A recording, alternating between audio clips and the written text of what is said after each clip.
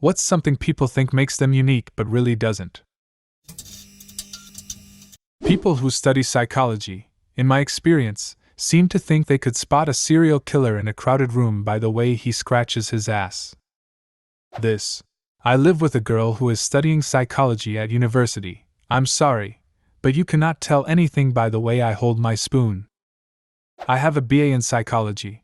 The one lesson all my profs reinforced was that you cannot diagnose or self-diagnose using a BA. It takes a huge amount of training and diagnostic tools to be able to diagnose someone. I came out of school less likely to make an armchair diagnosis than before I started. I'm real low-key chill and will generally be the nicest person you'll ever meet. But if you start acting like a dick and fuck me over, I can be the meanest, nastiest bitch you've ever known. So, you're a human being capable of experiencing a variety of emotions? I'm really mean and nasty and will generally be the biggest bitch you'll ever meet. But if you start acting like a nice person and gain my trust, I can be the nicest, most low-key chill person you've ever known. Sexual deviance. It really doesn't seem rare, just undiscussed. I'm a model, or I'm a photographer. It meant more before the internet enabled every good-looking person to be a model and every person with a camera to be a photographer. I'm so sick of getting Facebook page requests from friends to follow their insert name here photography page. Bitch, you just bought a camera 3 days ago. No, I don't want to hire you for a professional photo shoot. But I spent $1,100 on the latest Canon Rebel with tons of onboard tech and processors and native software like compression and filtering that I can't begin to understand, and it takes a technically perfect photo every time I press this button as long as I don't fiddle with any of these complicated buttons or dials and just leave it on auto. I'm a gifted artist, god damn it. Also, there we are a lot of models who basically paid $300 for a photo shoot so an agent could make them a star. I have friends who have been approached about stuff like this. They brag that they're so beautiful because some talent agency wants to make them a model. A couple $100 later, and they are exactly where they started. Same thing with voice acting, strangely enough. Thinking about life, the universe, and everything. If you ever catch yourself on the street or on a bus looking around at all the other people and thinking, look at all these dull people. They must never think about anything. I'm the only one here who has even scratched the surface of life. You need to pull your head out of your ass. I was in 9th grade when this weird girl randomly asked me if I'd ever wondered what happens after death. No, Sharon, I haven't. You're blowing my mind right now. You are the first person to ever pose that question. There are no world religions built around answering that question. I am fluent in 3 languages: English, sarcasm, and profanity. That makes you the face behind every personal ad ever written. Sarcasm is like salt. It's good in small doses, but the second there is too much, it's intolerable. I used to be really sarcastic. Then I realized that no one ever knew whether I was joking or not. Then I thought about it, and realized I didn't want people to know whether I was joking or not, because I wasn't confident enough to take a position on anything I said. After that, I toned the sarcasm down quite a bit. Coming from an extremely rural area, I see a lot of the I'm not like other girls, I'm a real country girl who likes to sit around bonfires and go mudding. I don't think they realize how much it sounds like they come off an assembly line. 3 months ago, this girl on my FB feed was like that. Then she started dating someone new. Now it's another set of things she's into. Actually saying they're quirky and unique. God, this was actually me in the worst way.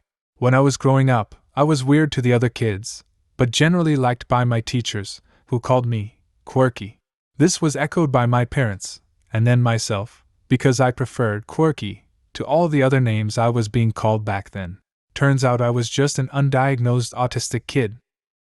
Claiming to have OCD because they like to keep their surroundings clean. Biggest eye roll. I have actual diagnosed OCD and I'm a freaking slob, so this always makes me roll my eyes really hard. Like I wish a misplaced piece of paper was what bothered me because I could just move it. But instead I have massive anxiety and am constantly late because I messed up counting the seconds at a stoplight when someone asked me to move so they could get out the bus exit. Loving to laugh.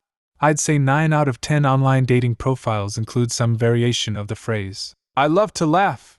Really? You enjoy laughing? How special. Everyone else I know hates laughter with a passion and breaks into fits of rage every time they start giggling. Love to laugh usually means, I'm not particularly clever or humorous, but I expect you to be. Liking spicy food and being a dick about it.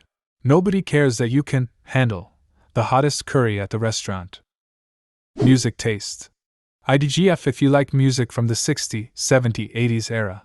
Doesn't make you any cooler or special. I cared about this a lot more when I was younger. I would wear obscure band shirts and bring up my tastes whenever possible. Later I realized I was just insecure in myself and didn't feel that I had enough personality to impress people on my own. At this point I truly don't give a shit what people listen to or what movies they like. Every jazz YouTube video. I'm 12 and I appreciate this music even though most of my friends today listen to Justin Bieber and Taylor Swift. I speak my mind. I don't care what anyone thinks. Ugh. I'm brutally honest, blunt.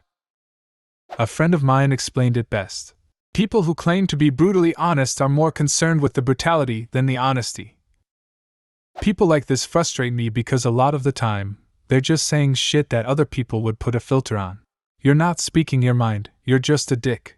Unfortunately, one of my closest friends is like this.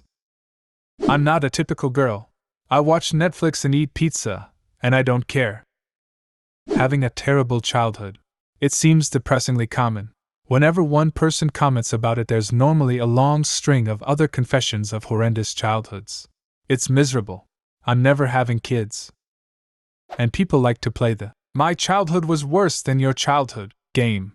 And people with normal childhoods then think they're not allowed to be upset, scarred by the one bad thing that happened to them. No, my pain being worse than your pain doesn't make yours go away.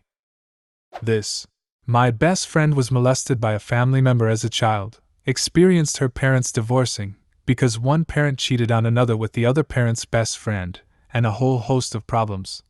A rough childhood, but she still worked through it and found happiness, got into a good university. Would have never known any of that happened to her until she opened up, and you know what? She's crazy sympathetic about my tragic childhood having a parent die.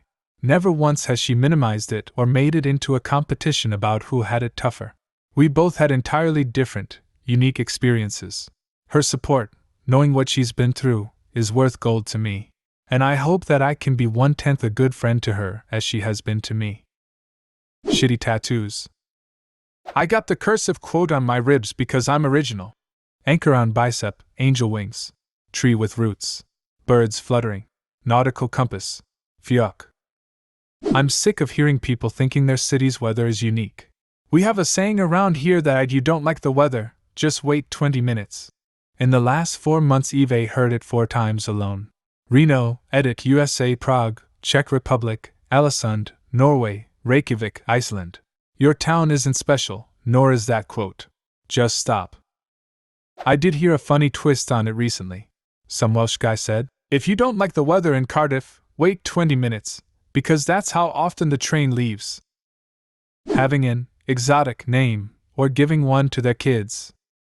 Being a wine expert, I really don't care how well you can explain grapes. Anyone who rebels from the norm but then just conforms completely to their newfound fringe community, e.g. goths, hipsters, emo, grunge, etc. Direct quote from a friend at college. God, I hate people who act normal and conform. Let's all wear black shirts on Wednesdays, that'll show 'em. Not even a hint of irony or self-awareness. There are 7 billion people in the world right now. Even if you're 1 in a million, there are still 7,000 of you. Reading. So many women I know post stupid Facebook memes about how much they read and how they're so different from other girls because they'd rather sit at home and read than go out to a bar on a Saturday night, etc.